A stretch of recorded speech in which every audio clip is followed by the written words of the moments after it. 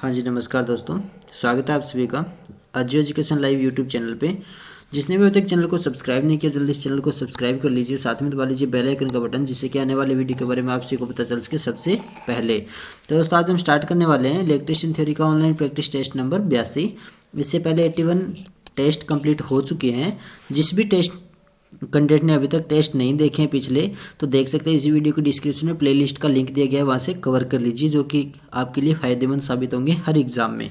चलिए दोस्तों, शुरुआत करते हैं पहले क्वेश्चन से।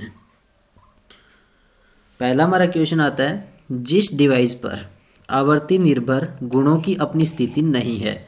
तो जिस भी कैंडिडेट को इंग्लिश में देखना है, ऊपर वाले देखते रहिए, जिससे कि आपको आसानी से समझ में आ जाए। तो बताइए कौन सा आंसर होगा, इंडक्टर, कैपेसिटर, रेजिस्टर या उपरोक्त सभी। जिस डिवाइस पर आवर्ती निर्भर गुणों की अपनी स्थिति नहीं है, बताइए कौन सा आंसर होगा। मोस्ट इंपॉर्टेंट है, फटाफट टाइप करके बताइए। तो दोस्तों, इसका राइट आंसर हो जाएगा सी, मतलब प्रतिरोधक। रेजिस्टर कैसे होगा, क्योंकि प्रतिरोध आवर्ती से मुक्त होती है, यह आपको ध्यान रखना है। प्रतिरोध आवर्ती से मुक्त होती है, प्रतिरोध पर आवर्ती का कोई प्रभाव नहीं पड़ता, ये तो आप सभी को पता है।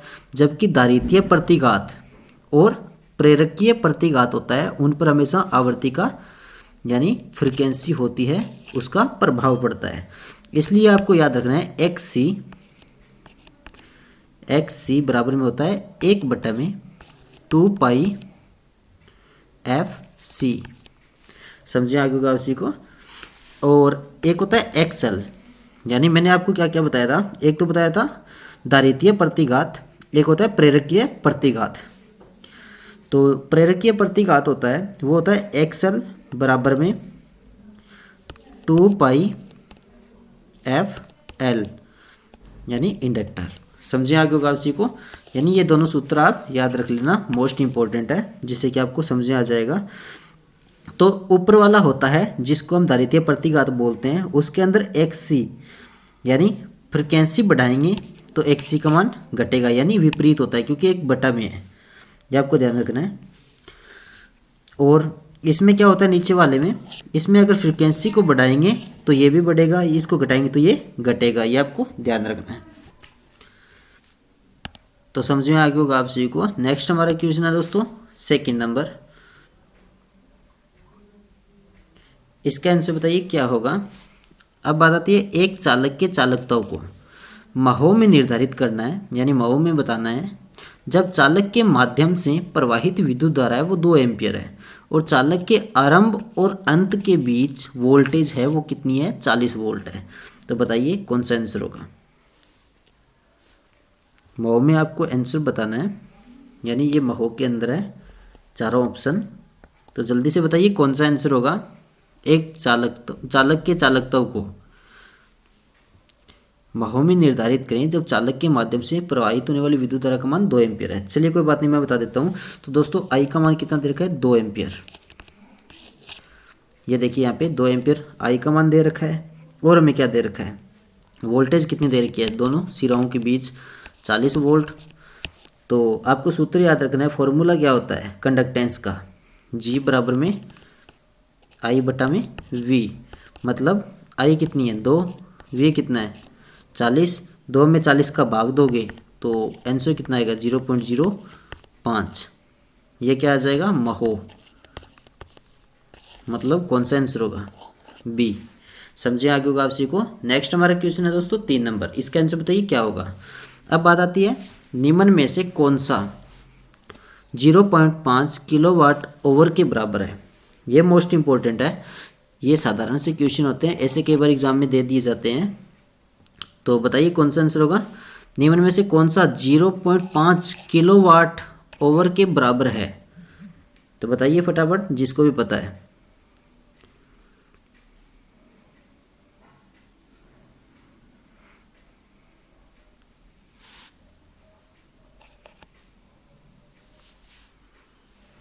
तो चलिए कोई बात नहीं दोस्तों, मैं बता देता हूँ जिसको पता नहीं है। तो आपको ध्यान रखना है, 1 किलोवाट बराबर क्या होता है, 1000 वाट, 1 घंटा।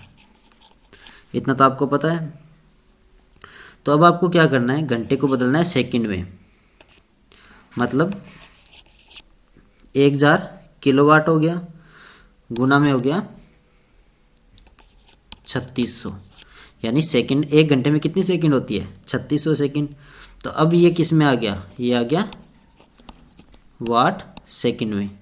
आंसर आ जाएगा इसका, मतलब कितना आएगा वाट सेकंड में? 1000 गुणा में 3600 हो गया। अब आपको क्या निकालना है, आगे देखिए, यहाँ पे दे क्या रखा है? 0.5 किलोवाट। तो 0.5 किलोवाट दे रखा है हमें,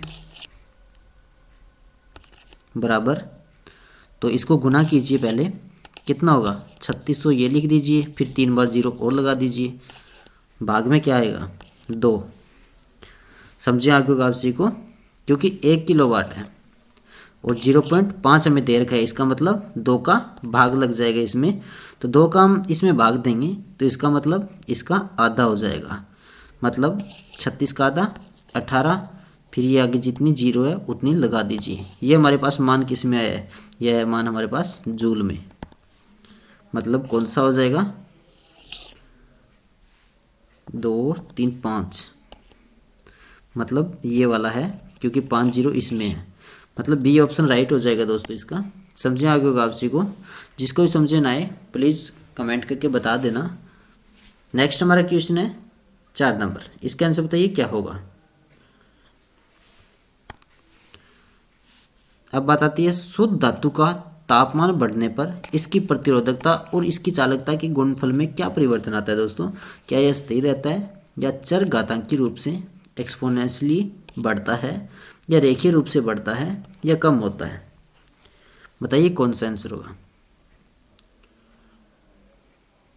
शुद्ध धातु का तापमान बढ़ने पर इसकी प्रतिरोधकता और इसकी चालकता के गुणनफल में क्या परिवर्तन आता है, ये इस क्वेश्चन में पूछा गया है। तो दोस्तों इसका राइट आंसर हो जाएगा ए, मतलब स्थिर रहता है।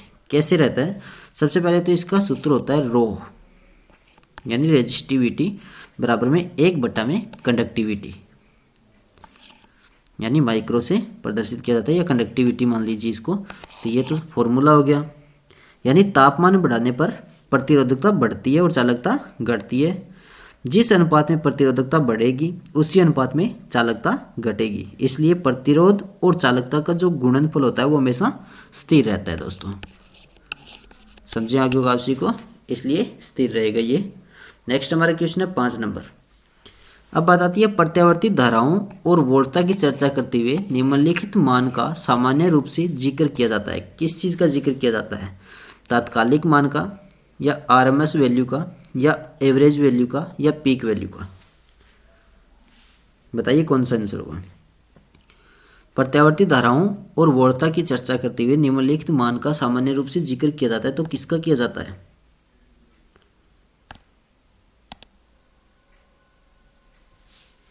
तो दोस्तों इसका राइट आंसर हो जाएगा बी, मतलब आरएमएस वैल्यू, वर्ग माध्य मूल मान जिसको बोलते हैं। क्यों किया जाता है? क्योंकि प्रत्यावर्ती धाराओं और वोल्टता की चर्चा करते हुए किसका किया जाता है? आरएमएस वैल्यू का। प्रत्यावर्ती धारा का वर्ग माध्य मूल मान दिष्ट धारा के उस मान के बराबर होता है जिससे किसी दिए हुए प्रतिरोध तार में 1 सेकंड में उतनी ऊष्मा उत्पन्न होती है जितना कि प्रत्यावर्ती धारा में उतनी समय में उत्पन्न होती है। समझिए आगे होगा उसी को, दोबारा सुन लीजिए, कोई बात नहीं। प्रत्यावर्ती धारा का वर्ग माध्य मूल मान, जिसको आरएमएस वैल्यू बोलते हैं, दिष्ट धारा के उस मान के बराबर होता है जिससे किसी दिए हुए प्रतिरोध तार में 1 सेकंड में उतनी ऊष्मा उत्पन्न होती है जितना कि प्रत्यावर्ती धारा में उतने ही समय में उत्पन्न होती है। समझे आगे होगा आप सभी को। नेक्स्ट हमारा क्वेश्चन है दोस्तों 6 नंबर। अब बात आती है 1 मीटर क्या मापता है? सॉरी 1 क्यू मीटर है यहाँ पे। 1 क्यू मीटर क्या मापता है हमेशा? क्यू मीटर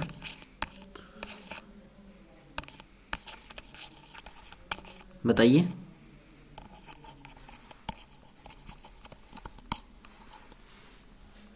कैपेसिटर में हानि को, या आवर्ती को, या विद्युतीय राशियों का शुद्ध मापन, या कोयल के गुणों को? बताइए, इंपॉर्टेंट क्वेश्चन है ये भी आपके लिए, कई बार एग्जाम से पूछा जाता है।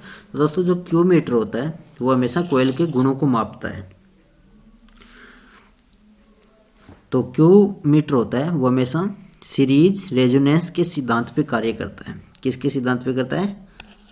सीरीज रेजोनेंस के सिद्धांत पर कार्य करता है। मापता क्या है? कोयल के गुणों को। नेक्स्ट हमारा क्वेश्चन है दोस्तों 7 नंबर, इसका आंसर बताइए क्या होगा। अब बात आती है किसी शुद्ध साइन तरंग के लिए करंट का औसत मान क्या होता है। बताइए इसका आंसर क्या होगा। किसी शुद्ध साइन तरंग के लिए करंट का औसत मान क्या होगा। 4 ऑप्शन दे रखे हैं, फटाफट बता दीजिए जिसको भी पता है। तो इसके लिए आपको दोस्तों आई एवरेज वैल्यू निकालनी है, बराबर होता है 2i। फॉर्मूला याद रखना है 2i मैक्सिमम वैल्यू, यानी धारा की मैक्सिमम वैल्यू यहाँ पे क्या है, एवरेज निकालनी है। तो 2 गुणा में i मैक्सिमम वैल्यू हो जाएगा, बटा में पाई लगता है। तो एवरेज वैल्यू हमें निकालनी है, तो 2i मैक्सिमम वैल्यू बटा में हो जाएगा 3.147। ये हमने क्यों लिखा? क्योंकि ये पाई का मान होता है, इसलिए इसका जो मान है एवरेज वैल्यू वो आती है 0.637 समथिंग, यानी ये मैक्सिमम वैल्यू आ जाएगी हमारे पास। समझिए आगे कागजी को। तो दोस्तों इस प्रकार से ये कौन सा हो जाएगा इसमें से? ए वाला। इसलिए किसी शुद्ध साइन तरंग के लिए करंट का औसत मान क्या होगा, यानी एवरेज वैल्यू क्या होगी, वो होगी 0.637 आई मैक्स। समझे आगे होगा, यानी ये इसके बराबर में आ जाएगा।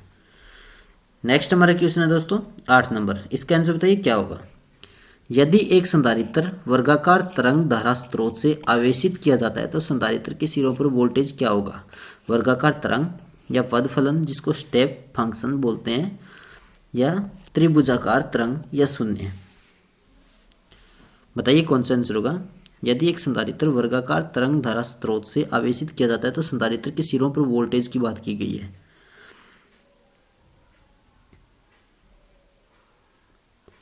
तो दोस्तों इसका राइट आंसर हो जाएगा सी, मतलब त्रिभुजाकार। कैसे होगा थोड़ा ध्यान से सुन लेना, समझ में आ जाएगा क्योंकि सिंपल सा है। यदि एक संधारित्र वर्गाकार तरंग धारा स्रोत से आवेशित किया जाता है तो संधारित्र के सिरों पर जो वोल्टेज है वो कौन सी होगी, त्रिभुजाकार, जिसको ट्रायंगुलर बोलते हैं। नेक्स्ट हमारा क्वेश्चन दोस्तों 9 नंबर। अब बात आती है एक LR परिपथ में प्रतिरोध का मान है वो 3 ओम है, जबकि प्रेरकत्व का मान है वो 6 हेनरी है, तो कालांक यानी टाइम कांस्टेंट का परिणाम क्या होगा। बताइए, सेकंडों के अंदर आएगा इसके आंसर, यानी एस का मतलब सेकंड। तो निकाल के बताइए क्या होगा। एक LR परिपथ में प्रतिरोध का मान 3 ओम है और प्रेरकत्व का मान 6 हेनरी है, तो कालांक का परिमाण क्या होगा। तो दोस्तों रेजिस्टेंस हमें दे रखा है 3 ओम और प्रेरकत्व यानी L दे रखा है हमें 6 हेनरी हो गया। कालांक निकालना है टाइम कांस्टेंट, तो इसका सूत्र होता है प्रेरकत्व बटा में रेजिस्टेंस। प्रेरकत्व कितना है 6, रेजिस्टेंस कितना 3, आया कितना 2, किसमें सेकंड में, तो मतलब डी ऑप्शन हो जाएगा इसका राइट। नेक्स्ट हमारा क्वेश्चन है दोस्तों 10 नंबर। निम्नलिखित में से कौन सा कथन स्टार 3 फेज परिपथ के बारे में सही नहीं है। कौन सा सही नहीं है। स्टार 3 फेज की बात की गई यहाँ पे, एक होता है डेल्टा एक होता है स्टार, तो यहाँ पे स्टार की बात की गई है। क्या फेज विद्युत धारा लाइन विद्युत धारा के बराबर होता है, तो एकदम सही बात है ये। क्या फेज वोल्टेज लाइन वोल्टेज से कम है, बिल्कुल सही है ये भी। क्या प्रणाली में कोई उदासीन बिंदु नहीं है, तो ये इनकी गलत बात है। क्या यह 4 तार वाली प्रणाली है, ये सही बात है। तो इसका मतलब इसका रॉन्ग आंसर कौन सा होगा, सी वाला। पूछा क्या गया है इस क्वेश्चन में, देखिए निम्नलिखित में से कौन सा कथन स्टार थ्री फेज परिपथ के बारे में सही नहीं है? तो मतलब बाकी सही है, तो इसका मतलब ये हो गए सही। अब थोड़ा सा ध्यान से सुन लेना, यहाँ पे समझा देता हूँ आपको मैं।